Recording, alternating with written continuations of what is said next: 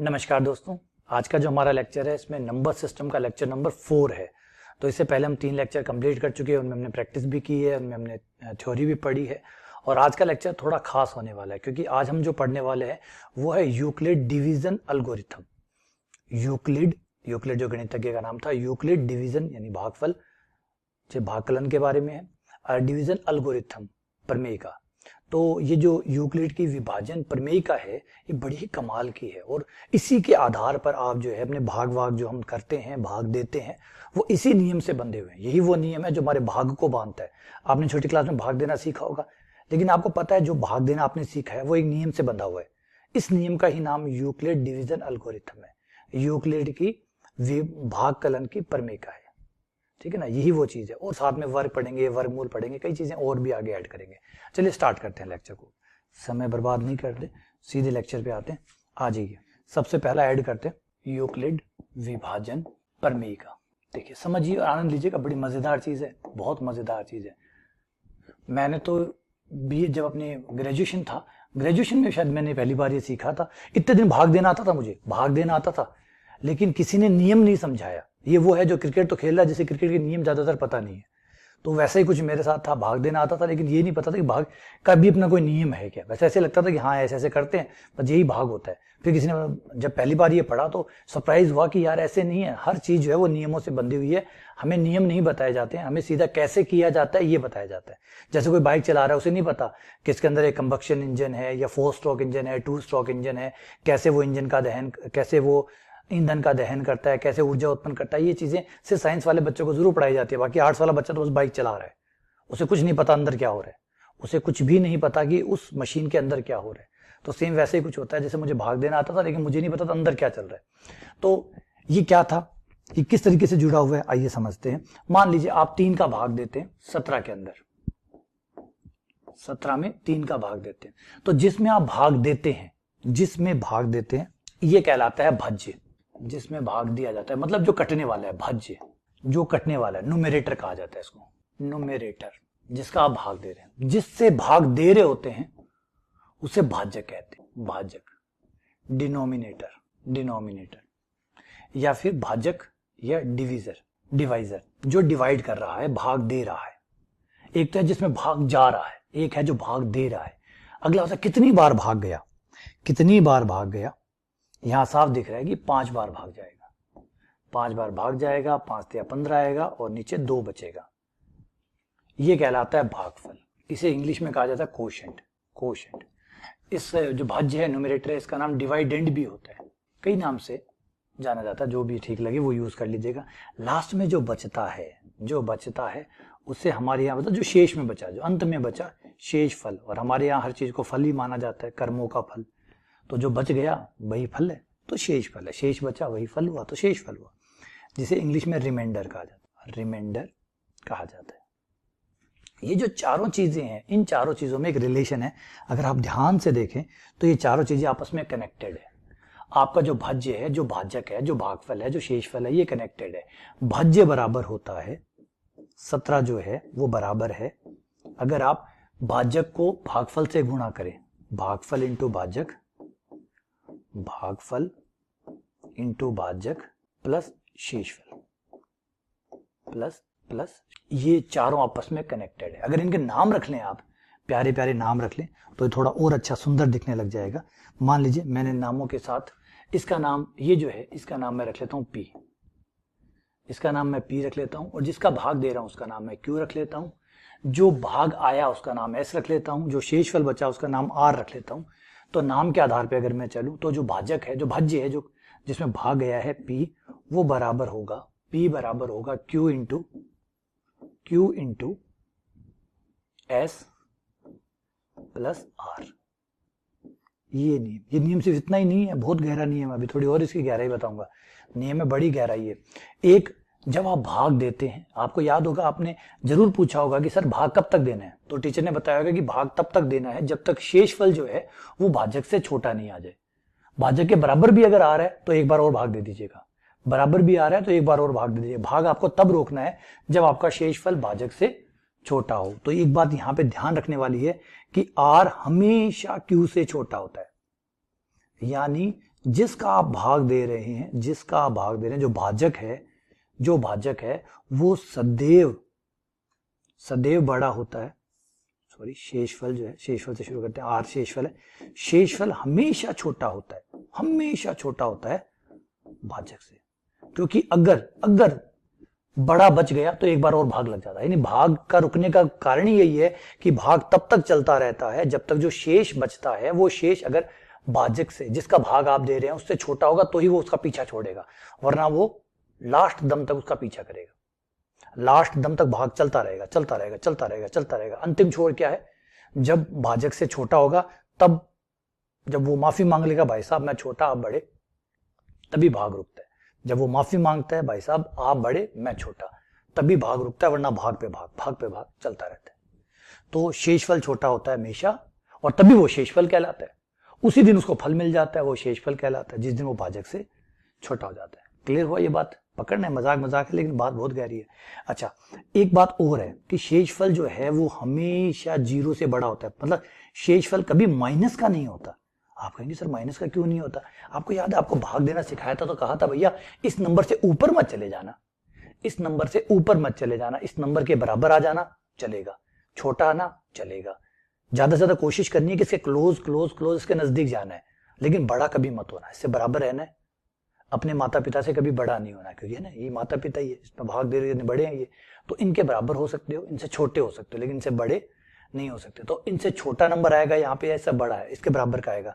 तो जब घटेगा तो घटने पे जो भी नंबर आएगा वो तो 0 आ सकता है या प्लस का आ सकता है। बड़े में से छोटा घटेगा तो प्लस का ही आएगा। तो शेषफल कभी भी माइनस का नहीं आ सकता। शेषफल 0 आ सकता है, शेषफल 0 आ सकता है, 0 से बड़ा आ सकता है, परंतु भाजक से छोटा आएगा। ठीक है, समझ रहे बातों को? इस प्रमेय का मतलब समझ रहे? अब इस प्रमेय को, ये जो इसे बोलने के कई तरीके हैं, एक तरीका और भी है सुंदर तरीका, उसके ऊपर भी चर्चा करता हूं। कई गणितज्ञ इसी परिभाषा को एक तरीके से और बोलते हैं, अन्य रूप। सुनिएगा, बड़ा सुंदर रूप है ये जो प्रमेय है। इसका एक रूप और है, वो ये कहती है कि यदि ए तथा बी दो धनात्मक पूर्णांक है, तो पूर्णांक Q तथा R आवश्यक, Q तथा R अद्वितीय रूप से, इकलौते अद्वितीय रूप से विद्यमान होते हैं कि B बराबर होगा Q into A plus R, जहां R का मान A से छोटा होगा। क्योंकि भाजक जो है वो A है, तो R का मान A से छोटा, 0 से बड़ा या बराबर होगा। ये बात भी वैसी की वैसी है जो ये कहती है। बोलने का तरीका भैया भिन्न भिन्न है, बाकी बात एक ही है। जब भी आप भाग देते हैं तो आपको इकलौता तो भागफल मिलता है, इकलौता ही शेषफल मिलता है। इकलौता, दो नहीं मिल सकते। आप सोचेंगे दो क्यों नहीं मिल सकते? ट्राई करके देख लो।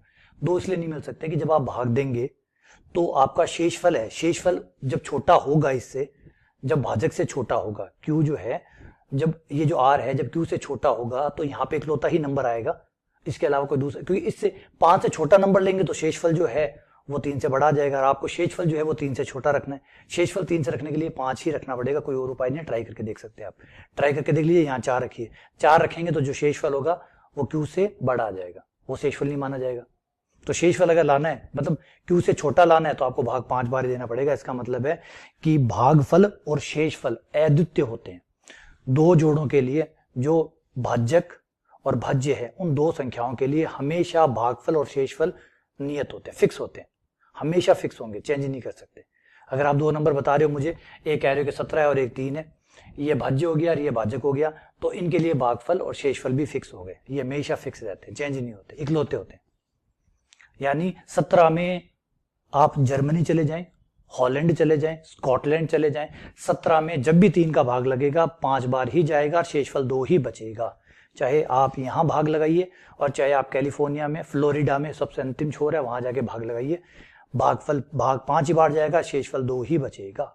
ये कहना चाहता हूं मैं कि बदलेगा कभी नहीं, ये नियत है।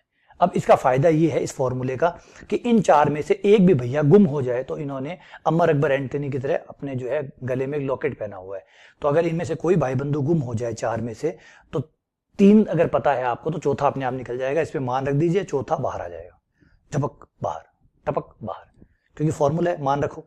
पी का मान रख दिया, क्यू का मान रख दिया, एस का मान रख दिया तो आर निकल आएगा, आर का, एस का, क्यू का रख दिया तो पी निकल आएगा। इस फॉर्मूले में तीन रख दीजिए, चौथा फ्री, तीन के साथ एक फ्री, ये फायदा है। तो अगर भाज्य, भाजक, भागफल, शेषफल इन चार में से एक भी भाई बिछड़ गया तो तीन भाई उसको ढूंढ लाएंगे। ये है खास बात, समझे यूक्लिड प्रमेय का। ये है कमाल की बात, याद रखिए। इकलौतापन, थ्योरी का क्वेश्चन पूछ सकता है कि क्यू और कार कोई भी हो सकते हैं। कोई भी कैसे हो सकते हैं, ऐसे कैसे हो सकते हैं कोई भी ना, इकलौते होते हैं, इकलौते होते हैं। भागफल और शेषफल, कौन? भागफल और शेषफल हमेशा दो संख्याओं के लिए हमेशा भागफल और शेषफल हमेशा हमेशा इकलौते होते हैं, ठीक है। अच्छा, कोई कहेगा कि आर माइनस का हो सकता है ना साहब, कहां का, जीरो से बड़ा, जीरो से बड़े माइनस के होते हैं क्या? नहीं, आर कभी भी माइनस का नहीं हो सकता, आर कदेपि माइनस में नहीं हो सकता। क्लियर? बढ़िया, आ जाओ आगे बढ़ते हैं। अब हमारा आ जाते हैं वर्ग, वर्गमूल, घनमूल। पहले वर्गमूल को निपटाते हैं। वर्ग एवं वर्गमूल थ्योरी पढ़ लीजिए, सवाल बहुत अच्छे अच्छे मिलेंगे इनके लिए। वर्गमूल पे हल करने के लिए कई सवाल हमें बड़े सुंदर सुंदर प्यारे प्यारे मिलेंगे। वर्ग एवं वर्गमूल, square and square root, square root, ठीक है। वर्ग एवं वर्गमूल, देखिए पहले वर्ग पे आ जाते हैं। वर्ग करने का मतलब है किसी नंबर को उसी नंबर के साथ गुणा करना, वर्ग कहलाता है। जब आप किसी नंबर पे दो पावर लिखते हैं, इसे कहते हैं वर्ग। एक्स का वर्ग, इसे ऐसे पढ़ा जाता है एक्स का वर्ग, हिंदी में ऐसे होता है एक्स का वर्ग। और वर्ग का मतलब है उसी नंबर को इसी नंबर के साथ गुणन करना है, जो आएगा वो वर्ग कहलाएगा, जो आएगा वही वर्ग कहलाएगा, ठीक है। जो भी आएगा वही वर्ग कहलाएगा। एग्जांपल ले लेते हैं, 5 का स्क्वायर, 5 का वर्ग, 5 का वर्ग का मतलब 5 को 5 के साथ गुणा करना है, कितना आ जाएगा, ठीक है।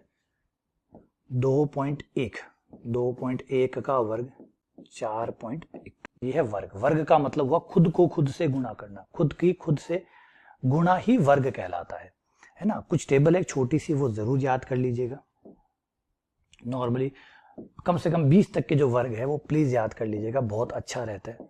1 का स्क्वायर 1, 2 का स्क्वायर 4, 3 का स्क्वायर 9, 4 का स्क्वायर 16। ये याद रखिए, बहुत जरूरत पड़ती है इनकी, गुणा करें उससे अच्छा है कि इनको याद रखें। 6 का स्क्वायर, कुछ चीजें मैथ में याद कर लेनी चाहिए, फॉर्मूले जैसे फॉर्मूले आप याद करते हैं। 8 का स्क्वायर 64, 9 का स्क्वायर 81, 10 का स्क्वायर 100, 11 का स्क्वायर 121, 12 का स्क्वायर 144, 13 का स्क्वायर 169, 196, 15 का स्क्वायर 225, 256, 17 का स्क्वायर 289, 18 का स्क्वायर 324, 19 का स्क्वायर 361, 20 का स्क्वायर 400 और एक 25 का स्क्वायर फेमस है, ज्यादातर चलता है, वो है हमारा 625। बस ये याद रख लीजिए, इनसे मोटा मोटी काम आपका चल जाएगा। इसके अलावा कोई नंबर का आपको वर्ग याद करना हो तो कई तरीके मार्केट में चलते हैं, लेकिन होता वही है कि जो आपका खुद का तरीका हो वही सबसे फास्ट होता है। बाकी किसी दूसरे का कोई तरीका पढ़ेंगे, उसको प्रैक्टिस करेंगे तो इतने में समय बर्बाद हो जाएगा, तो कोई खास जरूरी नहीं है। जैसे मान लीजिए 24 का स्क्वायर करना है, ठीक है, कई मार्केट में अवेलेबल है। कई कहेंगे 2 सेकंड में करना सीखे, 4 सेकंड में करना सीखे, कोई 2 सेकंड है ना, कोई 4 सेकंड है। नॉर्मल जो आपका तरीका है वो अपनाइए, वही काम करेगा। अगर आप गुणा करने वाले बंदे हैं, गुणा करिए, है ना। अगर गुणा करने वाले बंदे हैं तो जैसे अपनी नॉर्मल गुणा करते हैं वैसे अपनी गुणा करिए, ट्रिक व्रिक तो चलती रहेंगी। 16, फिर ये हो गया आपका 48, 576, ये हो गया आपका 24 का वर्ग 576। अब कई लोग जो है वो जो ट्रिक है जो मार्केट में चलती है वो भी आपको बता देता हूँ। कई तरह की चलती है, कई वैदिक विधि का नाम लेते हैं, कई किस विधि का नाम लेते हैं, भगवान जाने क्या क्या है। बाकी टिकती कोई भी नहीं है, वही टिकता है जो आपको आता है, ठीक है ना। ये कहते हैं भाई एक काम करो, इसको पहले 2 भागों में डिवाइड कर लो, इनकी गुणा करिए, जो आए वो लिखिए स्लैश, फिर इनकी गुणा कर लीजिए, जो आए उसको यहाँ लिखिए स्लैश, फिर इन दोनों की भाई साहबों की क्रॉस गुणा करिए, इन दोनों की क्रॉस गुणा करिए। तो 8 और 8 16, ये 16 हो गया। फिर क्या करना है आपको, यहाँ से 6 लिखना है, फिर इस 1 को आगे भेज देना है, ये 7 हो गया। फिर इस 1 को आगे भेज देना है, ये हो गया 5 7 6। देखिए चंद सेकंडों में हमने कर दिखाया। क्या कर दिखाया? इतना प्रैक्टिस करेगा, इतना ट्रिक को याद रखेगा, इतने में तो अपना नॉर्मल वाला गुणा ही कर लेगा। बकवास है, सब फालतू बातें। क्या इतने में तो खुद की गुणा कर लेंगे हम। बस ये करेंगे इतनी ट्रिक, पहले तो इस ट्रिक को याद रखें कि ऐसे ऐसे होता होगा, ठीक है ना। प्रैक्टिस की है तो बात अलग है, प्रैक्टिस करने में भी तो समय लगता है ना। प्रैक्टिस करने में तो समय लगता है। जैसे नॉर्मली लोग कहते हैं, कई आपको कहेंगे कि देखिए चॉइस को जो है ना, चॉइस कोई भी नंबर होता है उसको या तो 10 के नजदीक या 5 के नजदीक ले लीजिए। 5 का मतलब 5 15 25, क्योंकि 5 का 25 का इनका वर्ग जो होता है वो आसान होता है। 10 का वर्ग तो सबसे आसान होता है। तो जो भी नंबर है उस नंबर को आप इनके नजदीक ले लीजिए। जैसे चॉइस है तो चॉइस को आप लिख सकते हैं 25 - 1, है ना। उसका स्क्वायर करना ही है तो 25 - 1 का स्क्वायर यानी चॉइस का स्क्वायर। फिर आपसे a - b वाला जो अपना फॉर्मूला है उससे खोल लीजिए। 25 का स्क्वायर प्लस 1 का स्क्वायर माइनस 2 × 25, तो ये हो गया 25 × 25 625, 625 प्लस 1 626 माइनस 50। इसमें से घटाने पर ये आ गया 576। अब भी मुझे समझ में नहीं आया कि इतना सोचे, इतना करे, इससे अच्छा तो सीधी गुणा कर ले, 1-2 सेकंड एक्स्ट्रा लग जाएगा, इतना ही तो होगा। यही कहता हूँ, जितने भी तरीके हैं ना, खाली हो हवा है, ज्यादातर हवा बनाई जाती है, बाकी टिकते नहीं है। ये वो अपना जो मेन तरीका होता है ना वही टिकता है, ठीक है। पेपर में सब हवा हवाई हो जाते हैं। चलिए आगे बढ़ते हैं। ये हो गया वर्ग। अब वर्ग के बाद में आता है वर्गमूल। वर्गमूल स्क्वायर रूट, स्क्वायर रूट। देखिए होता क्या है, वर्गमूल का मतलब क्या है। अगर हमारे पास कोई भी संख्या है, कोई भी संख्या है, मान लीजिए 25 है, सरल एग्जांपल के लिए 25 है, तो वर्गमूल का मतलब है हमें इस संख्या को, इस संख्या के लिए एक संख्या और ढूंढ रहे हैं, है ना। लड़के के लिए लड़की ढूंढ रहे हैं, लड़की के लिए लड़का ढूंढ रहे हैं, और ऐसा ढूंढ रहे हैं, ऐसा ढूंढ रहे हैं कि जिसका स्क्वायर करने पर, जिसका वर्ग करने पर 25 आए। 25 का वर्ग नहीं कर रहे हैं, वो नंबर ढूंढ रहे हैं जिसका वर्ग 25 हो। अभी तो वर्ग में तो हम क्या कर रहे थे कि नंबर का वर्ग कर रहे थे, पूछ रहे थे कितना आएगा, वर्ग कितना आएगा। अब पूछ रहे हैं किस नंबर का वर्ग 25 आएगा। बात समझे, दोनों बातों में कितना फर्क है। पहले आप पूछ रहे थे किसी नंबर का वर्ग, 5 का वर्ग कितना है, जवाब आया बताओ कितना है, जवाब दो, तो हमने कहा 25। अब हम पूछेंगे बताओ 25 किसका वर्ग था, उल्टा पूछ रहे हैं। यही बस है कि किस नंबर का स्क्वायर है वो 25 होगा। तो जवाब है सर 5 का, 5 का स्क्वायर 25 है, तो 5 का वर्गमूल 25 कहलाता है। और वर्गमूल को आप ऐसे लिखते हैं।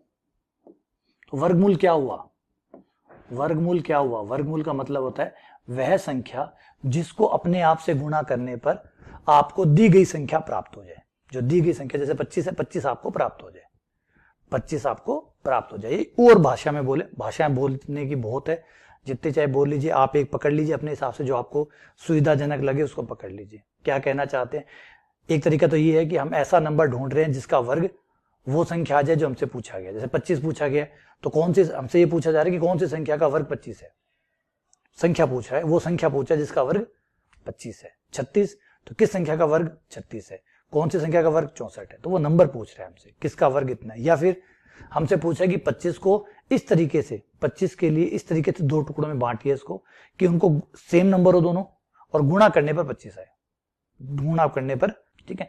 25 को बराबर बराबर 2 टुकड़ों में बांटे जिनका गुणनफल 25 हो, ठीक है।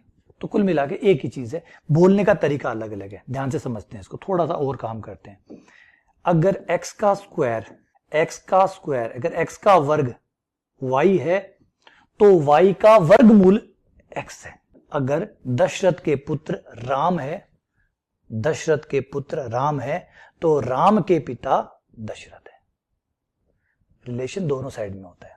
तो वैसे ही अगर x का वर्ग y है तो y का वर्गमूल, अगर x का वर्ग y है, y जो है वो x के लिए वर्ग है, y जो है वो x के लिए क्या है, वर्ग है।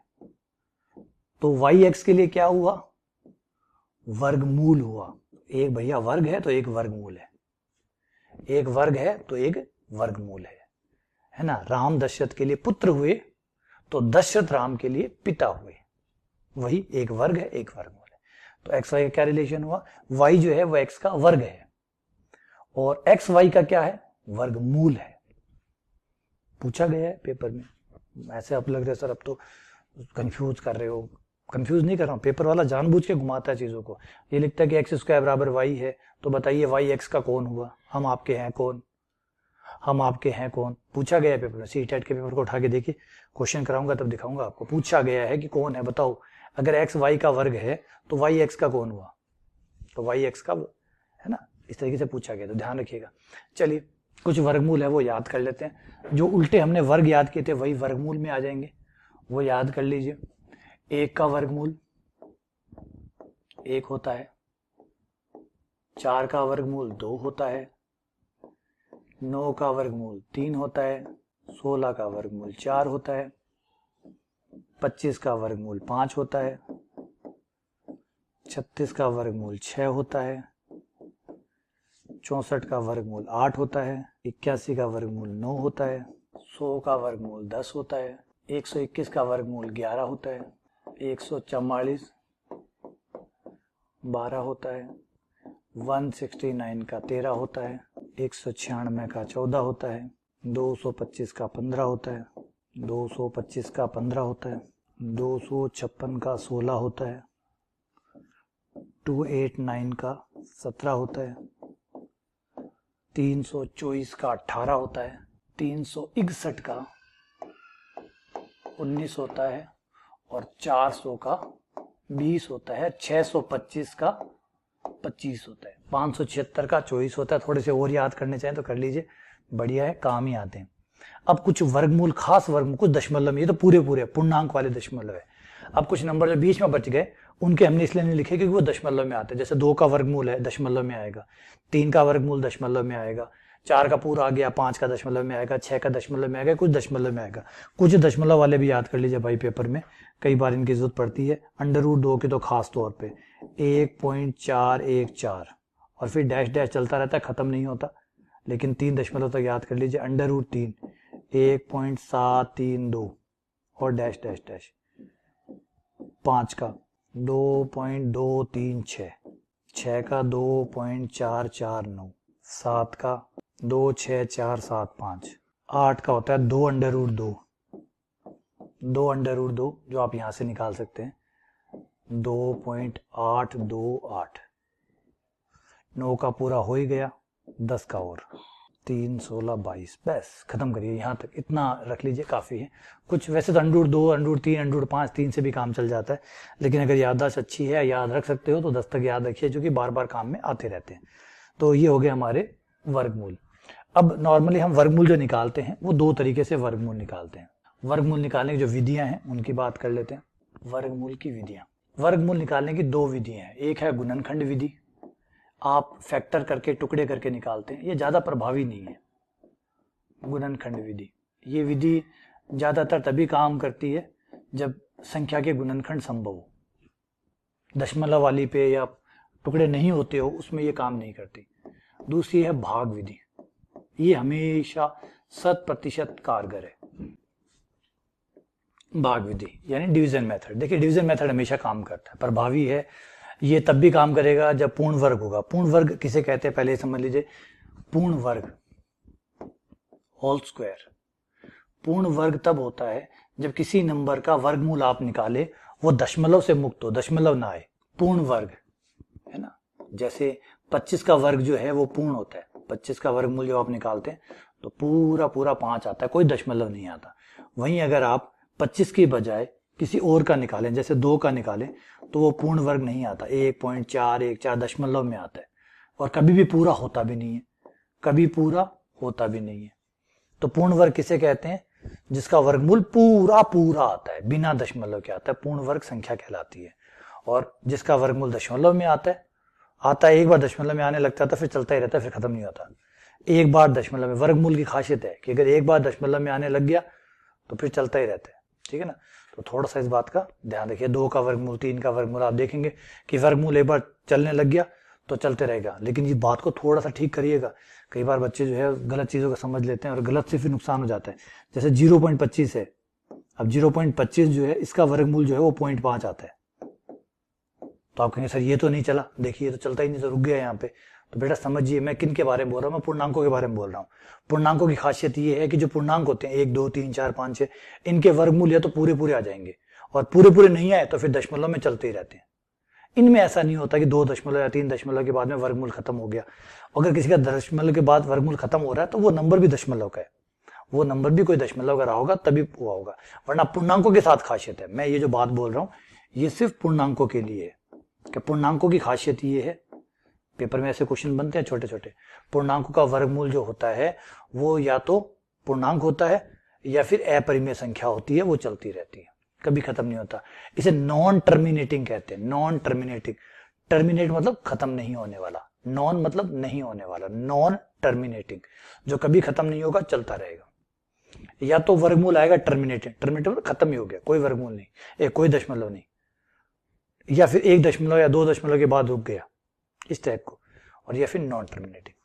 तो यहां तो जो है देखते हैं तो पूर्ण वर्ग में तो पूरा पूरा आ जाता है या फिर दशमलव चलता रहता है। ठीक है, तो भागकलन जो भाग विधि है, इस विधि का मैंने सेपरेट वीडियो बनाया हुआ है, अलग से वीडियो बनाया हुआ है और डाला भी हुआ है कि वर्गमूल कैसे निकालते हैं, वर्गमूल कैसे निकालते हैं, इसका सेपरेट वीडियो है, पड़ा हुआ है, आपने देखा होगा, वहां से आप ये देख सकते हैं कि वर्गमूल कैसे निकाला जाता है, पूरा पूरा हो तब भी कैसे निकाला जाता है, अधूरा हो तब भी कैसे निकाला जाता है, वो उसमें है। अब गुणनखंड वाली विधि जो है इसकी चर्चा अभी हम यहाँ पे कर लेते हैं। इस विधि की जो चर्चा है वो अभी हम किसी क्वेश्चन के लिए कर लेते हैं। मान लीजिए 324 है, 324 है, तो फिर गुणनखंड बनाइए और गुणनखंड में भी कोशिश करिए कि अभाज्य गुणनखंड ही बनाइए। अभाज्य, अभाज्य कौन से होते हैं, 2 3 5 इनका इस्तेमाल करके, 2 3 5 7 जो अभाज्य संख्याएं हैं उनका इस्तेमाल करके आप 324 के टुकड़े करिए। 324 के टुकड़े जो है अभाज्य गुणनखंड करिए, होते हैं, छोटी क्लास में पढ़ा होगा आपने अभाज्य गुणनखंड निकालना, तीसरी चौथी में आपने सबसे पहले ये सिखाया जाता है अभाज्य गुणनखंड कैसे निकालते हैं। तो सबसे पहले कहते हैं भैया 2 का भाग दो, 2 का भाग दो, तो सबसे पहले आपने 2 का भाग दिया, 2 का भाग इसमें 1 और 6 दूनी 12 2, फिर दोबारा 2 का भाग दीजिए, दिया 8 1, जब तक 2 का भाग जाता रहता देते रहिए, जब 2 का भाग देना बंद हो जाए तो 3 का शुरू कर दीजिएगा, 27 फिर 3 का लग जाएगा, फिर 3 का दे दीजिए, फिर 3 का लग जाएगा, फिर 3 का दे दीजिए, जब तक लगता है, जब तक सांस है तब तक भाग देते रहिए, जब तक लगता है भाग देते रहिए। तो 324 के जो गुणनखंड है वो कितने हुए, वो हुए 2 into 2, 2 into 2 into 3 into 3, 3 into 3, इस तरीके से ये हुए। अब यहाँ पे क्या करना है आपको, जब आपको वर्गमूल पूछा जाए, वर्गमूल पूछा जाए कि 324 का वर्गमूल निकालिए, तो वर्गमूल जो है वो एक तरीके से दीवार का काम करेगी, इसके लिए दीवार का काम करेगी, और इस दीवार से केवल वही बाहर निकलेगा, जैसे देश से बाहर सिर्फ वही जा सकता है जिसके पास पासपोर्ट या वीजा हो। देश से बाहर जाने के लिए आपको पासपोर्ट और वीजा चाहिए, यहाँ पे भी यही है, यहाँ पासपोर्ट और वीजा ये है कि भैया अगर आप जोड़े में हो तो आप बाहर आ सकते हो, जोड़े में हो तो आप बाहर आ सकते हो, और वीजा का जो नियम है वो है कि जोड़े में होना पड़ेगा, और जोड़े में होने के बाद में एक ही बाहर आएगा, 2 का 1 बन जाएगा, जैसे 2 गुना 2 2 है, ये जोड़ा है बिल्कुल है, तो 1 जना बाहर आ जाएगा, ये जोड़ा है 1 जना बाहर आ जाएगा, ये जोड़ा है 1 जना बाहर आ जाएगा, तो इस तरीके से बाहर आ जाता है। ये वर्गमूल होता है 9 9 दूनी 18, तो ये वो 18। अब अगर कोई ये कहे कि सर अगर जोड़ा ना बना कोई कार, कोई अंदर रह गया तो अपने देश में तो ही है, सुरक्षित है, डरने की कोई बात नहीं है, फोन पे बात कर सकते हैं आप, वो घर पे सुरक्षित है। जैसे 72 का एग्जाम्पल ले लीजिए, 72 जो होता है उसके अगर गुणनखंड करें हम तो 72 का हो गया, 2 का भाग देने पे आ जाएगा 36, 36 में फिर 2 का भाग लगेगा 18, 18 में फिर 2 का भाग लगेगा 9, 9 में 3 का भाग, फिर 3 का भाग, ये लीजिए 2 इंटू 2 इंटू 3 इंटू 3। अब अगर आप इसका वर्गमूल निकालें √72, तो इस बार सारे जोड़े नहीं बनेंगे, इस बार कुछ नंबर है जिनके पास जोड़ा नहीं है, और जिनके पास जोड़ा नहीं है कोई बात नहीं, आने वाले समय में बन जाएगा, लेकिन फिलहाल आज के लिए तो यही है, जो जोड़े में नहीं है वो भैया अंदर रहो, 2 बाहर आएगा, 3 बाहर आएगा, और जो जोड़े में नहीं है वो अंदर रहेगा। तो वर्गमूल आ गया 6√2, और √2 का वर्गमूल आपको पता ही है, √2 का जो वर्गमूल है वो वहां पे रख दीजिए और 6 से गुणा कर दीजिए, तो √72 बराबर हुआ 6 गुणा √2 जो कि है 1.414, और 6 से गुणा करते ही 6 चौक 24, 2 6 दूनी 8, 24 और 2, 8.484, 8.484 ये है हमारी बेसिक। समझ में आ गया? कोई किंतु परंतु है इसमें? नहीं है। ये है वर्गमूल निकालने का दो तरीके। एक सेपरेट वीडियो है, क्योंकि बहुत लंबा हो जाता है इस वीडियो में मैं अगर वर्गमूल निकालना सिखाता, क्योंकि कम से कम 40 से 45 मिनट लगते हैं। क्योंकि देखिए, कोई कहेगा मुझे वर्गमूल निकालना आता है तो धन्यवाद आपको, बढ़िया, शुभकामनाएं। जिनको नहीं आता, मैंने पहले कहा था पूरा कोर्स बेसिक से होगा, जो नहीं आता वो सब आएगा। तो उसका सेपरेट वीडियो जो है, ताकि आप एकाग्रता से उसको पढ़ सकें, देख सकें, सेपरेट वीडियो उसका मैंने बनाया है, वो देखिए। बाकी ये तो बेसिक है, ये तो मैंने बता ही दिया। ठीक है, चलिए, ऐसा ही कंसेप्ट है हमारा घन और घनमूल का। घन और घनमूल, जैसे वर्ग और वर्गमूल है, वैसे ही घन और घनमूल है। Cube and cube root, cube and cube root, cube and cube root, इनका मतलब है आप 3 पावर करेंगे, 3 पावर करेंगे। घन यानी क्यूब, क्यूब यानी 3 पावर। जैसे वर्ग में 2 पावर थी, क्यूब में 3 पावर होती है। आप ये जानना चाहते हैं कि किसी नंबर की पावर 3, जिसका मतलब है उसको अपने साथ 3 बार रिपीट करना है, x into x into x, इसका मतलब है घन। इसे पढ़ा ऐसे जाएगा, x का घन, x जो भी संख्या है उसका घन। अगर 5 है तो 5 का घन, 3 है तो 3 का घन, 4 है तो 4 का घन। तो इस तरीके से इसको पढ़ा जाएगा। जैसे 4 की पावर कोई 3 पूछे तो मतलब है 4 को 3 बार गुणा करना है, 4 इंटू 4 इंटू 4, 4 को 3 बार लिखना है, गुणा करना है। तो ये हो जाएगा 4 चौक 16, 16 चौके 64, तो आंसर आ गया। इस तरीके से आप इसे पूरा करेंगे। ठीक है, तो ये होता है घन। कुछ घन आप याद कर लीजिए, ज्यादा सही रहेगा, टाइम बचेगा, है ना। कुछ बेसिक घन तो प्लीज जरूर याद करिए। 1 का तो कोई बड़ी बात है नहीं, सबको पता होता है। 2 का होता है 8, 3 का होता है 3 3 9, 9 3 27, 4 का होता है 4 चौक 16, 16 चौके 64, 5 का होता है 5 गुणा 5 गुणा 5 125, 6 का होगा 6 इंटू 6 इंटू 6 216, 7 का होगा 7 7 49 343, 8 का हो जाएगा 512, 9 का हो जाएगा 729, 10 का हो जाएगा 1000, 11 का हो जाएगा 1331, 12 का हो जाएगा 1728। बस भाई, यहाँ पे रुक जाइए, इतने बहुत है। इतने जो घन है वो याद कर लीजिए। उल्टे में ये घनमूल हो जाएंगे, उल्टे में ये घनमूल हो जाएंगे। घनमूल में आप क्या जानना चाहते हैं? आप ये जानना चाहते हैं कि भैया 64 किसके घन करने पर आया, कौन सी संख्या थी जिसका घन करने पर 64 आता है। जैसे 4 का घन 64 है, तो 64 का घनमूल है ना। देखिए यहाँ पे इसको ऐसे पढ़ा जाता है, 4 का घन 64, 4 का घन 64, 64 का घनमूल, 64 का घनमूल 4, है ना। अब 4 64 से मुक्त होकर एक्स वाई के पदों में बात करूं तो अब आप आराम से पढ़ सकते हैं और बोल सकते हैं कि कैसे पढ़ा जाएगा। इसको कैसे पढ़ा जाएगा भाई, कैसे पढ़ेंगे? x का घन y है, y का घनमूल, ठीक है, क्लियर है। तो यह है घन एवं घनमूल। और घनमूल निकालने के लिए भी 2 विधियां हैं, 2 तरीके हैं। वही भाग, घन में तो कोई दिक्कत है नहीं, घन तो गुणा करने का नाम है। घनमूल की जो बात है वही परेशान वाली बात करती है। घनमूल, एक तो हमारी गुणनखंड विधि, घनमूल की विधियां 2 विधियां होती है घनमूल की भी, वैसे ही जैसे उसमें थी। एक तो गुणनखंड, 3-3 के जोड़े बना के बाहर निकाल दीजिए। वर्गमूल के 2-2 के जोड़े बनाते थे, घनमूल में 3-3 के जोड़े बनाइए। घनमूल, एक तो गुणनखंड विधि और एक भाग विधि। भाग विधि जटिल है लेकिन प्रभावी है, जटिल है लेकिन प्रभावी है, क्योंकि इसकी सहायता से आप किसी भी संख्या का घनमूल निकाल सकते हैं। इतनी प्रभावी है, इतनी प्रभावी है कि किसी भी संख्या का घनमूल आप इससे निकाल सकते हैं। इसकी परेशानी ये है कि गुणनखंड बनेंगे वो निकल जाएंगे, जो नहीं बनेंगे वो अंदर पड़े रहेंगे, परेशान करेंगे। ये दिक्कत इसके साथ है। ये वैसे ही काम करता है जैसे पहले था। वही 72 का एग्जाम्पल ले लेता हूं मैं। 72 था हमारा 2 इंटू 2, 2 इंटू 3 इंटू 3। तो घनमूल में क्या होता है, आप लिखते हैं अंडर रूट, वैसे ही लिखते हैं लेकिन इस बार यहाँ 3 लिखते हैं। यहाँ पे 3 लिखते हैं तो ये पढ़ा जाता है। ये तो मूल का चिन्ह हो गया, ये तो हो गया मूल का चिन्ह, मतलब रूट का चिन्ह हो गया। और यहाँ 3 लिखा हुआ है तो ये घनमूल हो गया। 2 लिखा होता है स्क्वायर रूट हो गया। पढ़िए बेटा, ठीक है ना। इस चिन्ह को पहचानिए, पहचान रहे चिन्ह को? ये चिन्ह जो होता है इसको रूट कहते हैं, इसको रूट कहते हैं। फिर रूट में यहां कौन बैठा है, गोदी में कौन बैठा है वो इंपॉर्टेंट है। इस जगह पे कौन भाई साहब बैठे हैं, अगर यहां जो बैठा है वो अगर 2 है तो उसको कहते हैं स्क्वायर। अगर यहां जो बैठा है, ये जो भाई साहब बैठा है हंसते हुए, ये कौन है? अगर ये 3 है तो इसे क्यूब कहते हैं। 2 बैठा है तो स्क्वायर कहते हैं, 3 बैठा है तो क्यूब कहते हैं। और इसका जो मतलब है, ये मान लीजिए यहाँ पे जो भाई साहब है वो x है, तो ये हो जाता है x की पावर 1 बटा ये भाई साहब, 1 बटा ये भाई साहब। ये भाई साहब अगर 2 है तो 1 बटा 2, 3 है तो 1 बटा 3।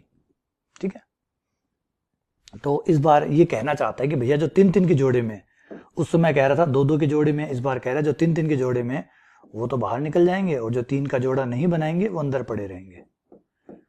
तो पिछली बार 3 जो है वो बड़ा बादशाही कर रहा था, बाहर आ गया था, इस बार फंस गया, इस बार बाहर नहीं आएगा। इस बार सिर्फ 2 वाला जो जोड़ा है वो बाहर आएगा, लेकिन 3 वाले को अंदर बैठे रहो, चाहे तो गुणा कर सकते हो, आपस में गुणा करके 9 बन जाओ, लेकिन बाहर नहीं आ सकते। और ये अंदर रह जाएगा, यहाँ 3 लिखिएगा वरना कंफ्यूजन हो जाएगा, स्क्वायर रूट वाला हो जाएगा ना। क्लियर है? ये है आपका आंसर। अब घनमूल जो है वो आपको निकालने ही पड़ेंगे, याद करने पड़ेंगे। छोटे बड़े मोटे मोटे याद कर लीजिए, बाकी घनमूल ज्यादा याद किए भी नहीं जाते, ना याद है, तो बिना मतलब में टाइम वेस्ट करने का कोई फायदा भी नहीं है।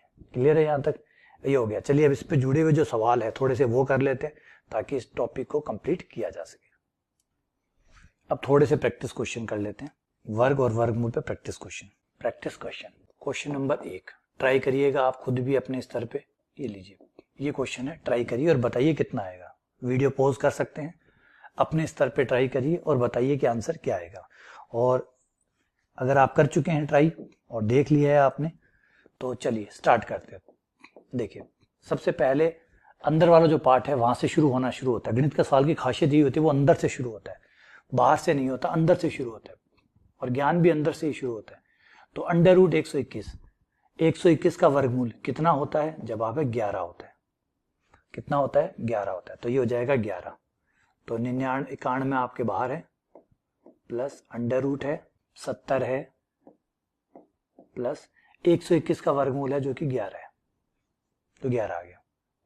तो ये आपका जुड़ गया 91 प्लस 71 और 11, ये हो गया 81।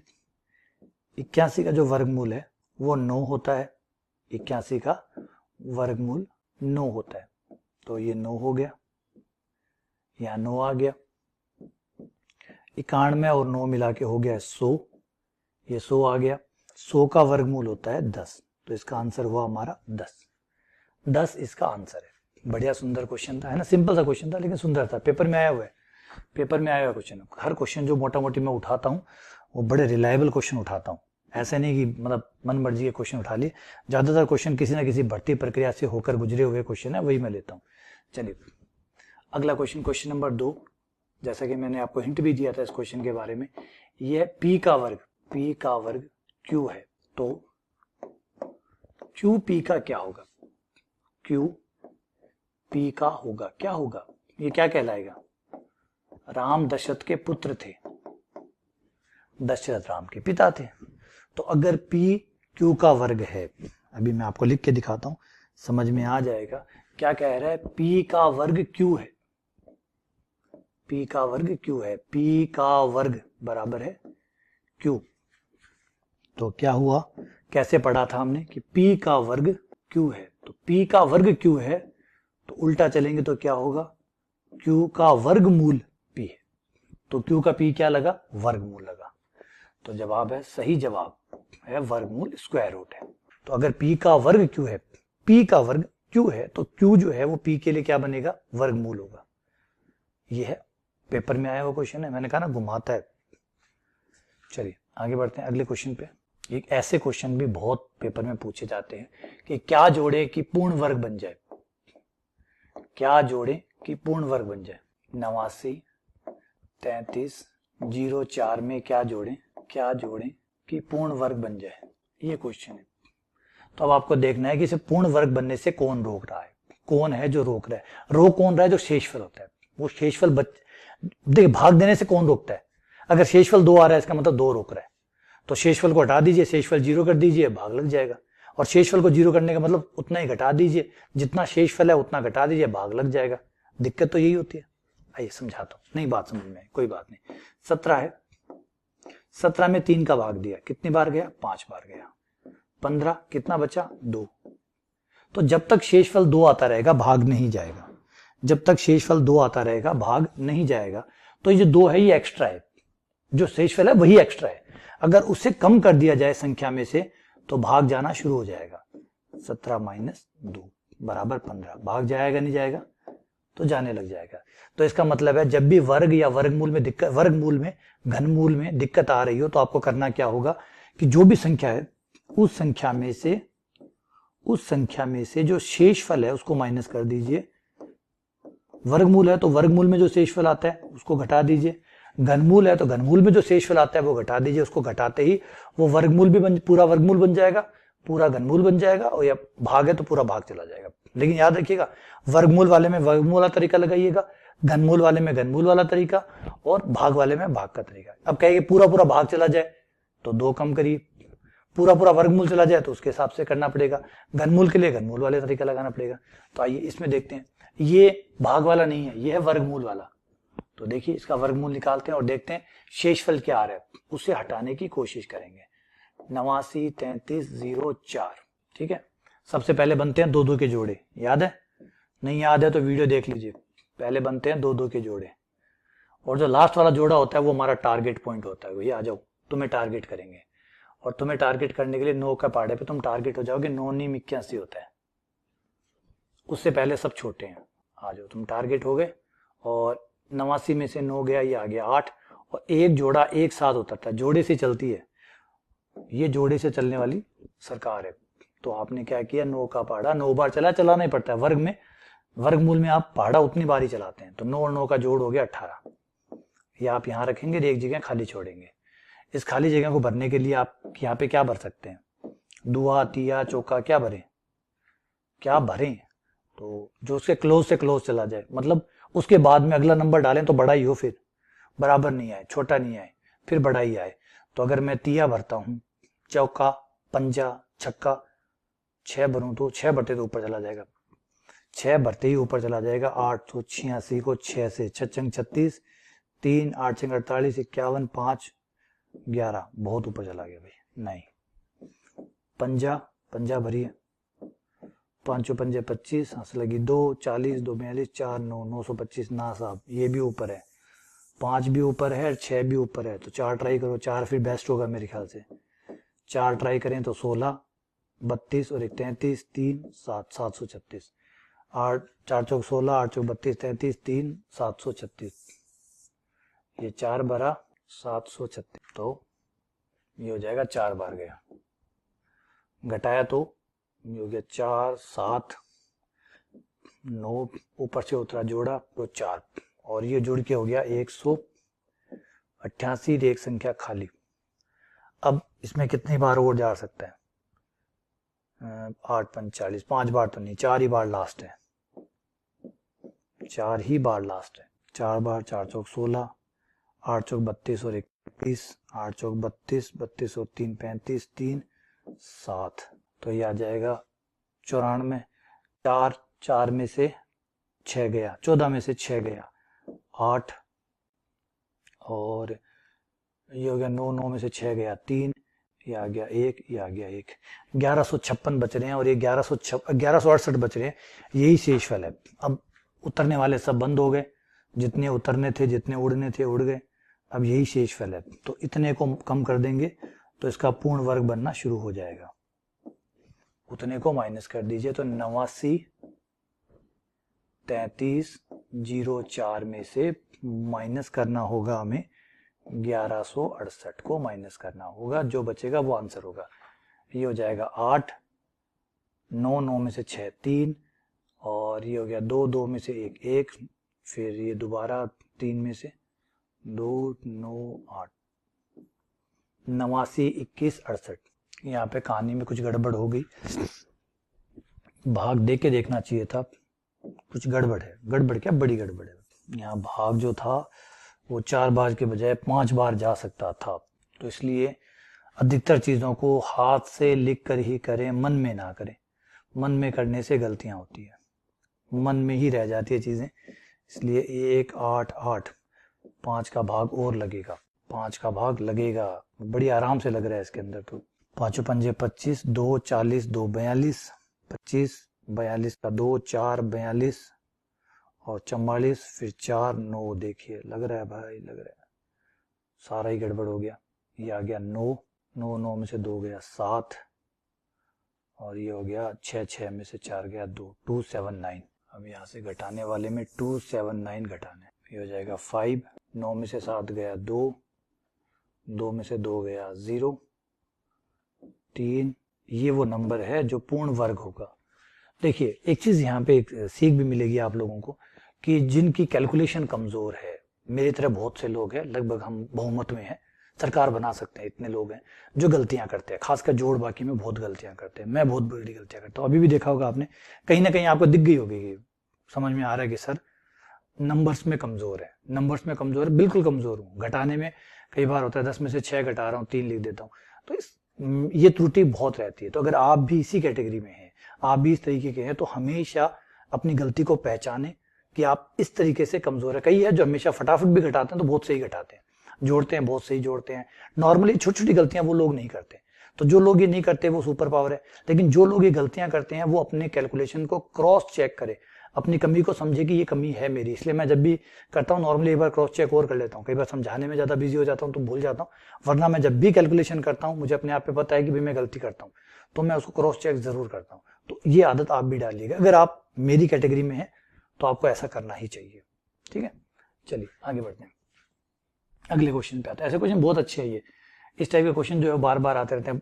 बताइए कि पूरा भाग चला जाए, पूरा घनमूल हो जाए, पूरा वर्गमूल हो जाए, इस टाइप के क्वेश्चन जो है वो पेपर में आते हैं। चलिए आगे बढ़ते हैं, अगले क्वेश्चन पे आता है क्वेश्चन नंबर 4। ट्राई करते रहिएगा। 9 के वर्ग को 125 के घनमूल से भाग देने पर शेषफल आएगा, देने पर शेषफल आता है।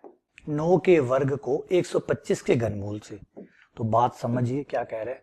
9 का वर्ग, ये रहा 9 का वर्ग, इसमें भाग देना है किसके, 125 के घनमूल का, घन का नहीं घनमूल का।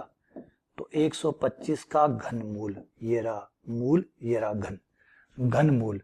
9 के वर्ग में 125 के घनमूल का भाग देना है और फिर सिर्फ शेषफल बताना है, सिर्फ शेषफल जो है वो बताना है जो आएगा। तो 9 निम हो गया 81, 25 का घनमूल है, वर्गमूल नहीं है घनमूल है। 125 का आपको पता होगा कि 5 होता है, वैसे गुणनखंड करोगे तो 5 इंटू 5 इंटू 5 हो गए, और जो भी 3 का जोड़ा है वो बाहर आ जाएगा। तो ये 3 का जोड़ा 5 का, ये बाहर आ गया। 81 में 5 का भाग दीजिए, जो शेषफल बचे वो बताइए। 81 में 5 का भाग दिया तो एक बार गया, 3 31 30, शेषफल आया 1। हमसे ये नहीं पूछा कि भाग कितनी बार जाएगा, ये भी पूछ सकता था कि भाग कितनी बार जाएगा, लेकिन पूछा है शेषफल कितना होगा, तो शेषफल 1 होगा, शेष 1 आएगा। क्लियर हो गया? चलिए आगे बढ़ते हैं, अगले क्वेश्चन पे आते हैं। Question number 5, √16 into √8 √4। इस बार थोड़ा ध्यान रखिएगा, बीच में प्लस का चिन्ह नहीं है, बीच में गुणा का चिन्ह है। बताइए आंसर कितना आएगा। और याद रखिए हमेशा गणित जो है वो अंदर से बाहर की तरफ आता है, बाहर से अंदर की तरफ नहीं आता। तो पहले जो अंदर है वो पहले सॉल्व होगा, जो अंदर है वो पहले सॉल्व होगा, तो यानी √4 पहले सॉल्व होगा, और फिर जो भी √4 आएगा वो गुणा होगा, क्योंकि बीच में गुणा का चिन्ह है। तो 4 का वर्गमूल होता है 2, तो वो आ गया 2। तो ये आपका हो गया √16 √8, 4 का वर्गमूल हुआ 2, क्योंकि 2 और गुणा में है। फिर आपका आ जाएगा 16, ये हो गया 8 दूनी 16 का वर्गमूल हो गया, 16 का वर्गमूल आपका 4, तो 4, ये हो गया आपका 64, और 64 का वर्गमूल हो गया 8। तो आंसर है आपका 8, ये आपका आंसर है। और याद रखिएगा, रिपीट कर रहा हूं, ये जो क्वेश्चन है ये आए हुए क्वेश्चन है, कोई भी क्वेश्चन ऐसा नहीं है जो भर्ती प्रक्रिया में नहीं आया, किसी ना किसी भर्ती प्रक्रिया में कहीं ना कहीं आया हुआ है। ज्यादातर क्वेश्चनों का चुनाव जब भी मैं करता हूं, जब भी मैं क्वेश्चनों का चुनाव करता हूं, हमेशा एक बात का ध्यान रखता हूं, अदर क्वेश्चन तो बहुत सारे मिल जाएंगे, और उनके जो है वैलिडिटी के बारे में, उनकी मतलब वो सही है नहीं है, करेक्शन है, बहुत सारे हो सकते हैं। लेकिन पेपर में आया हुआ क्वेश्चन है ना, वो बढ़िया क्वेश्चन होगा, क्योंकि पेपर ने चुना है, पेपर बनाने वाले ने चुना है, तो ऐसे वैसे क्वेश्चन को तो नहीं चुना होगा। पेपर बनाने वाले ने चुना है तो बढ़िया क्वेश्चन को ही चुना होगा। तो उसी क्वेश्चन से प्रैक्टिस करवाई जाए ना बच्चों को। जो चुने हुए क्वेश्चन है, ऑलरेडी सिलेक्टेड है, ऑलरेडी अपने आप को प्रूफ किया हुआ है कि हम बढ़िया क्वेश्चन है, उन्हीं को लेते हैं ना पढ़ाने के लिए। तो मैं हमेशा उन्हीं क्वेश्चनों का ही इस्तेमाल करता हूँ जो पेपर में आए हुए हैं। ठीक है, चलिए आगे बढ़ते हैं। अगला क्वेश्चन, क्वेश्चन नंबर 6, घनमूल 333 प्लस घनमूल 2197। तो अब आप बताइए, घनमूल है, वर्गमूल नहीं है इस बार घनमूल है, घनमूल। तो सबसे पहले अंदर वाली संख्या का आपको घनमूल मुझे बताना होगा कि क्या होगा। 2197 का घनमूल क्या होता है? तो जवाब है 13 होता है। 13 घनमूल होता है। 13 गुणा 13 गुणा 13। अब ये यहाँ पे आप चाहें तो निकाल सकते हैं, चाहे तो खुद निकाल सकते हैं, है ना। 13 का भाग देके देखिए, फिर 169 आएगा, 169 को तोड़ेंगे तो 13 इंटू 13 करके 3 टुकड़े हो जाएंगे। तो इसका घनमूल है 13। तभी मैंने पहले आपको कहा था कुछ घनमूल आप याद कर लीजिए। मैंने शायद 10 तक लिखवाए थे, 12 तक लिखवाए थे, और ये 13 पे पहुंच गया। तो भैया 12 से भी काम नहीं चलेगा। 13, 14, 15, 16, 17, 18, 19, 20 तक के जो है वो घनमूल याद कर लीजिए। और उसके बाद कोई आए तो फिर खुद ही निकाल लीजिएगा, फिर निकाल लिया जाएगा, है ना। जो आपको घनमूल की विधि बताएगी या भाग वाली विधि, उससे निकाल लीजिए। ठीक है, और नहीं याद कर सकते हो तो निकाल लीजिए, कोई दिक्कत नहीं है। अगर मान लो आप नहीं सर याद नहीं रहते, छोड़ो, कोई बात नहीं। 2197 का घनमूल है, वो निकाल लो, कितना है उतना लिख दो यहाँ पे। लेकिन कुछ याद करोगे तो स्पीड बढ़ जाएगी। तो ये क्या, 333 प्लस घनमूल 987 प्लस 13, घनमूल हुआ 13 प्लस 13, 33 987 प्लस 13, ये हो गया 100,000। 1000 का घनमूल होता है 10, तो 1000 भी बाहर आ जाएगा। ये हो गया 343, और तो 343 होता है 7 का घनमूल। तो आंसर आ गया 7। तो बड़े ही आराम से, बड़े ही हंसते हंसते आपको आंसर मिल गया 7। तो ये कुछ क्वेश्चन थे, कुछ बढ़िया क्वेश्चन थे। आ जाइए आगे बढ़ते हैं। क्वेश्चन नंबर 7, -20, 3/4, 1/2 और 10 में से कौन सी संख्या अपने वर्ग से बड़ी है? कौन सी संख्या अपने वर्ग से बड़ी है? वर्ग से बड़ी है, ये यहाँ पे माइनस का 3/4, -20, -3/4, 1/2 और 10, इनमें से कौन सी संख्या है जो अपने वर्ग से बड़ी है? तो अगर आप पहला नंबर लें -20 का, इसका वर्ग करें तो इसका वर्ग आता है 400। और ऑब्वियसली बात है 400 प्लस का है, और प्लस का हर नंबर माइनस वाले नंबर से बड़ा होता है। याद रखिएगा, प्लस का हर नंबर माइनस के नंबर से बड़ा होता है। तो नहीं भैया, ये यहाँ पे गलत हो गया। हमें वो संख्या ढूंढनी है जो अपने वर्ग से बड़ी है, खुद बड़ी है। हम कौन सा नंबर ढूंढ रहे हैं? हम ऐसा नंबर ढूंढ रहे हैं, ऐसी संख्या ढूंढ रहे हैं एक्स, जो किससे बड़ी है? अपने वर्ग से बड़ी है। उसका वर्ग करने पर छोटा आना चाहिए, वर्ग करने पर छोटा आना चाहिए। ठीक है ना। यहाँ तो वर्ग बड़ा है, इसका मतलब ये वो नंबर नहीं है।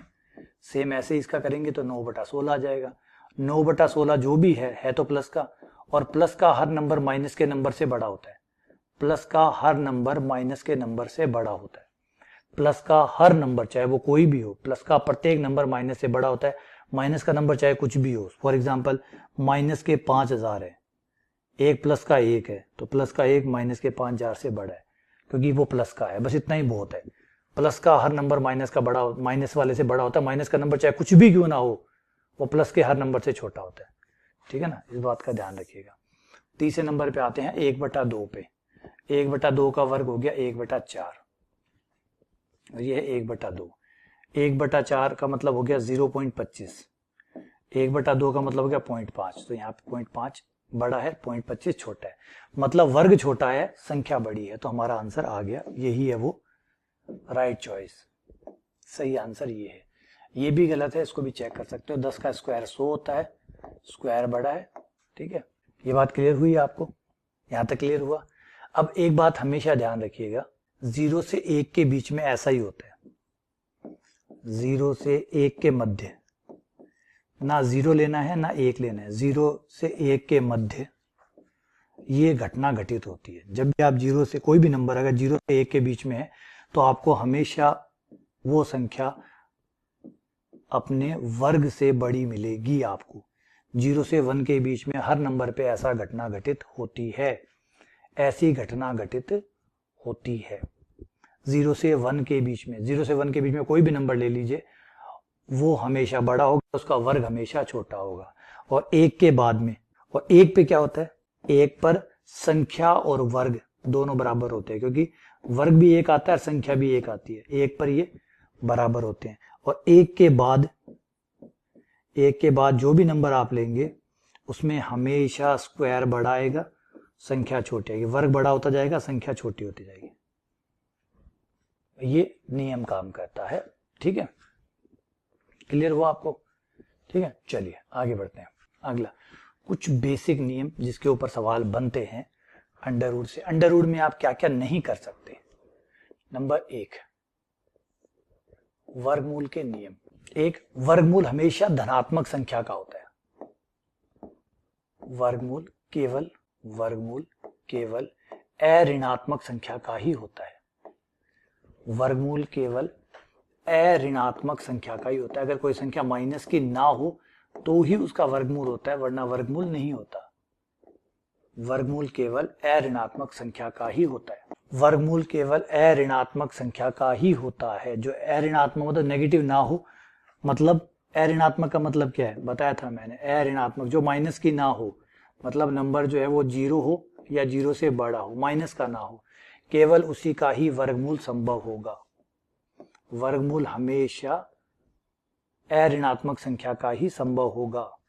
अगर a ऋणात्मक है मतलब 0 से छोटा है तो अंडर रूट a अपरिभाषित या काल्पनिक होता है। आयोटा से दर्शाया जाता है, काल्पनिक होता है मतलब इस दुनिया में उसका कोई अर्थ नहीं है, इस दुनिया से बाहर है। ठीक है। नंबर 2, किसी संख्या का वर्गमूल सदैव धनात्मक होता है। किसी अऋणात्मक संख्या, क्योंकि ऋणात्मक तो आप ले नहीं सकते, इसलिए कोई भी अऋणात्मक संख्या जिसका वर्गमूल अगर आप निकालें, का वर्गमूल या तो 0 होता है या धनात्मक होता है। वर्गमूल कभी ऋणात्मक नहीं होता, वर्गमूल कभी माइनस का नहीं होता। यानी वर्गमूल निकालने पर जो भी आया, मान लीजिए a है, a का वर्गमूल निकालने पर जो भी आया वो हमेशा 0 से बड़ा या 0 के बराबर होगा। यानी कई बार बच्चे क्या करते हैं, जो गलती करते हैं कि 4 का वर्गमूल निकाला, बच्चे लिख देते हैं +-2। गलत, बिल्कुल गलत। अंडर रूट 4 का वर्गमूल सिर्फ 2 होता है, -2 नहीं होता है। -2 नहीं होता है। आप कहेंगे सर आप भी कई बार लिखते हो, तो थोड़ा सा महीन अंतर है जो समझाऊंगा कभी समय मिलेगा तब, कि +-2 कब आता है और +2 कब आता है। तो आप तो फिलहाल इतना याद रखिए, अंडर रूट 4 2 देगा, -2 नहीं देगा। ठीक है, तो वर्गमूल कभी भी माइनस का नहीं आता है। 2 संख्याएं हैं जिनमें कमाल की बात है कि उनका वर्गमूल वो खुद होती है। सिर्फ 2 संख्याएं ऐसी पाई गई है जिनका वर्गमूल वह खुद स्वयं है। एक तो 0 जिसका वर्गमूल वो खुद है, और एक है 1 जिसका वर्गमूल वो खुद है। तो सिर्फ 2 ही संख्याएं ऐसी है जो स्वयं अपना वर्गमूल होती है। 2 ही संख्याएं ऐसी होती है जो स्वयं अपना वर्गमूल होती है, खुद स्वयं भू होती है। ठीक है, क्लियर हुआ ये? आ जाओ थोड़े से और नियमों में इजाफा करते हैं। आप ऐसा कतई नहीं कर सकते कि 2 संख्याओं को जोड़कर वर्गमूल निकालें या फिर वर्गमूल निकालकर जोड़ें, तो ये कभी भी बराबर नहीं होगा। कई एग्जाम्पल आप इसके ले सकते हैं गलत होने के, जैसे 9 और 16 एग्जाम्पल ले लीजिए। 9 + 16, ठीक है। अगर मैं अलग अलग निकालूं इनको वर्गमूल और फिर जोड़ूं, एक बार तो सीधा जोड़ रहा हूं, एक बार वर्गमूल निकाल कर जोड़ रहा हूं। इसमें आगे 9 और 16 25 हो गया, 25 का हो गया 5, और इधर मैं जब देखता हूं तो 9 का हो गया 3 और 16 का हो गया 4। तो आप देख सकते हैं कि बराबर नहीं आ रहा है, एक तरफ 5 आ रहा है और एक तरफ 7 आ रहा है ना। ठीक है, एक तरफ 5 आ रहा है, एक तरफ 7 आ रहा है। अब गणित के अंदर एक बड़ी झंझट है, एक बड़ा ही झंझट है। क्लियरिटी जो है उसको समझना होगा। जब हम 2 बातें बोलते हैं, एक हम बोलते हैं गलत, गलत का मतलब है कि कहीं ना कहीं वो गलत है, कहीं ना कहीं वो गलत है। एक बोलते हैं सदैव गलत है। तो जब तक हम ना बोले सदैव गलत है, इसका मतलब है कि वो सारी जगह गलत नहीं है। गलत तो है लेकिन सारी जगह गलत नहीं है। अगर आपको बोला सदैव गलत है, सदैव गलत जो गणित है वो बहुत सोच समझ के बोलते हैं, क्योंकि कोई चीज जो है वो सदैव गलत होती नहीं है। आपकी घड़ी है, खराब घड़ी है, वो भी दिन में 2 बार सही समय दिखा देती है। आपकी खराब घड़ी भी दिन में 2 बार सही समय दिखा देती है। तो दिन में 2 बार अगर आप देखेंगे तो आपको घड़ी सही लगेगी, बाकी पूरे दिन भर वो गलत है, बाकी बचे हुए पूरे दिन भर गलत है, लेकिन दिन में 2 बार सही है नहीं है। तो यही समस्या ये होती है कि पूरे तरीके से गलत चीजें नहीं मिलती। गलत हमारे गणित में गलत का मतलब है कि ये कहीं ना कहीं गलत है, आप इसको बराबर आप ये नहीं कह सकते। गलत है इसका मतलब आप नहीं कह सकते, गलत तो है ही ना। 100 में से 1 बार भी गलत है तो गलत है ना, तो आप तो नहीं बोल सकते। मतलब कोई दवाई है, आप कह रहे हैं कि कारगर है, तो आप नहीं बोल सकते। अगर वो एक जने पे भी काम नहीं कर रही है तो आप नहीं कह सकते कि कारगर है।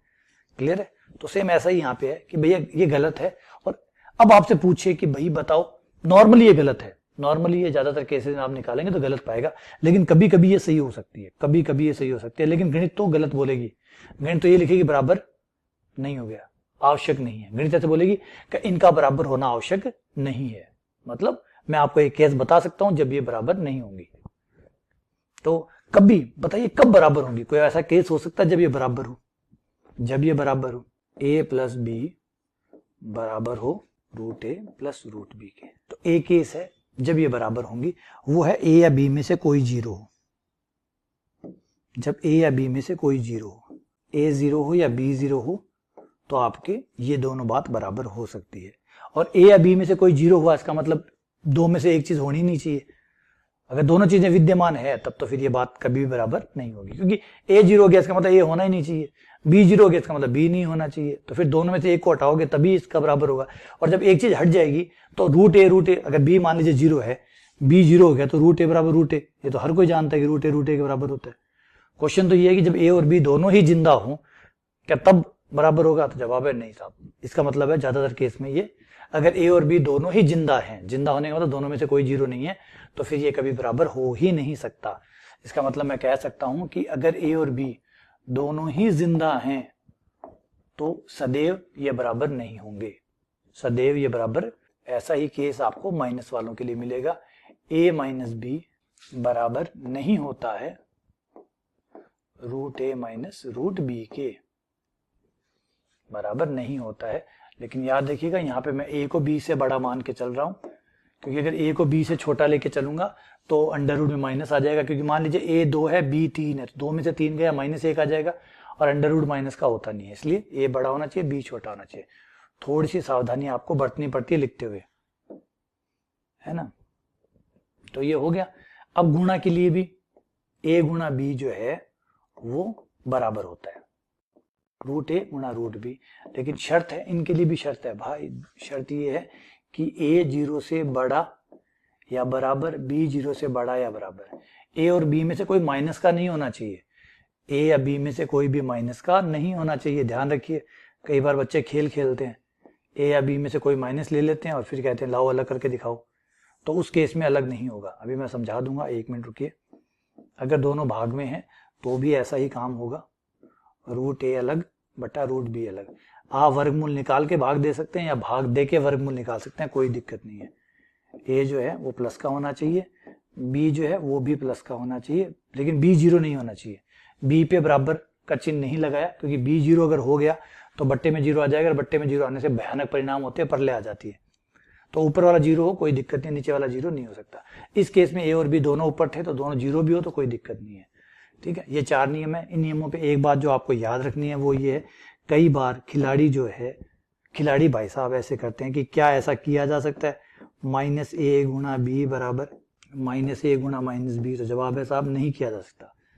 या कोई संख्या का एग्जांपल ले लें यहाँ पे कि भाई -2 गुणा -3 है, तो क्या हम इसको अलग अलग कर सकते हैं, ऐसे लिख सकते हैं? तो ना साहब नहीं लिख सकते, ऐसे बिल्कुल भी नहीं लिख सकते, क्योंकि ये जो रूल बताया गया है साफ लिखा पड़ा है, अच्छे से लिखा पड़ा है कि ये रूल लगाने से पहले आपको ये रूल लगाना होगा, ये बात पहले प्रमाणित करनी होगी। एक बाजार में आप जा रहे थे, बड़ा सा बोर्ड लगा हुआ था, लिखा हुआ था सोने का सिक्का फ्री, सोने का सिक्का फ्री, सोने का सिक्का फ्री। आप बड़े खुश हुए, आप दुकान पे गए कि भैया लाओ सोने का सिक्का दो। उसने कहा बिल्कुल सोने का सिक्का फ्री है। आओ आपको सोने का सिक्का देता हूँ, बैठिए। बोले सोने का सिक्का फ्री है, लेकिन आपने नीचे नहीं पढ़ा, वहां लिखा हुआ टर्म्स एंड कंडीशन अप्लाई। मतलब सोने का सिक्का फ्री है, लेकिन ये पहले आपको मरा हुआ हाथी खरीदना पड़ेगा। ये मरा हुआ हाथी आपको 5 लाख में खरीदना होगा। तो अगर मरा हुआ हाथी आप 5 लाख में खरीदते हैं तो आपको सोने का सिक्का फ्री मिलेगा। तो इसलिए समझिए बात को, जब भी कोई बड़ा अच्छी सी हेडिंग दी गई हो, सुंदर सी हेडिंग हो, तो समझिए टर्म्स एंड कंडीशन अप्लाई। तो यहाँ पे भी वही बात है, टर्म्स एंड कंडीशन अप्लाई, कि भैया इसको काम में लेना चाहते हो, सोने का सिक्का फ्री चाहते हो, ले लो, मिलेगा, लेकिन पहले मरा हुआ हाथी खरीदिए। ये मरा हुआ हाथी खरीदना नहीं चाहता और सिक्का फ्री चाहते हैं, ऐसे कैसे होगा भाई? मरा हुआ हाथी खरीदो, सिक्का फ्री ले जाओ। बात समझ रहे हैं, गहराई समझ रहे हैं गणित की? मैथ्स कितनी सुंदर है, वैसी है जैसे आपका जीवन है। क्लियर है? आगे यहाँ पे कोई इशू नहीं है। ये हमारा चलिए मोटा मोटी कंसेप्ट जो है वो अब हो गया, इसको यहाँ ब्रेक देते हैं, खत्म करते हैं। बाकी तो उम्मीद करता हूँ कि ये अच्छा लगा होगा, आपको पसंद आया होगा। यहाँ पे एक बार ब्रेक ले लेते हैं और लघुत्तम समावर्त्य और गुणनखंड जो है उस टॉपिक को हम अलग कवर करें तो ज्यादा अच्छा रहेगा। वीडियो सेपरेट बन जाएगा, ताकि एक वीडियो में सारा हो जाएगा, तो फिर आपको ढूंढने में, जब आप खुद पढ़ेंगे तो शायद ढूंढने में परेशानी आ सकती है। तो यहाँ पे वर्ग और वर्गमूल जो है वो आपको याद रहेगा। इस वीडियो में हमने वर्ग और वर्गमूल को कवर किया है, और इससे नेक्स्ट वीडियो में अलग वीडियो बना के उसमें लघुत्तम समावर्त्य, महत्तम समावर्त्य और प्लस उसके साथ गुणनखंड और अभाज्य गुणनखंड को भी कवर कर लेंगे। ठीक है, चलिए बहुत बहुत धन्यवाद, शुक्रिया।